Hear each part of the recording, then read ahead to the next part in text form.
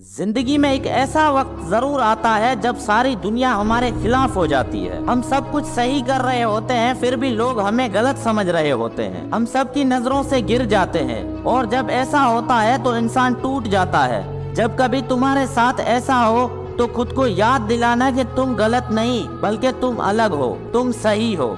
क्या हुआ अगर दोस्त साथ नहीं? क्या हुआ अगर प्यार पास नहीं? क्या हुआ जो तुमने घर छोड़ दिया? क्या हुआ जो सबने तुमसे मुंह मोड़ लिया? ये दुनिया का हुजूम सही लोगों को समझ ही नहीं पाता। ये लोग उनके सपने, उनकी सोच, उनकी सच्चाई को नहीं समझ पाते। 100 लोग गलत काम कर रहे हों और एक सही काम करता है तो उस अकेले सही इंसान को झूठा और गलत साबित कर दिया जाता है। जब ऐसा होता है तो वो इंसान टूट जाता है। और जब कभी तुम्हारे साथ ऐसा हो तो खुद को याद दिलाना कि तुम गलत नहीं बल्कि तुम अलग हो, तुम सही हो। जब कोई दुनिया के रिवाजों के खिलाफ जाता है, जब भी खुद की औकात से बाहर निकलकर ट्रेडिशनल सेटअप को चैलेंज करता है, अपनी सभी हदों को पार करके जब हम खुद को अलग करते हैं, तब हमारे खुद के घर वाले भी हम पर यकीन करना छोड़ देते हैं। तब सारे दोस्त भी छोड़कर जाने लगते हैं। और जब ऐसा होता है तो इंसान टूट जाता है। और कभी तुम्हारे साथ ऐसा हो तो खुद को याद दिलाना कि तुम गलत नहीं बल्कि तुम अलग हो, तुम सही हो।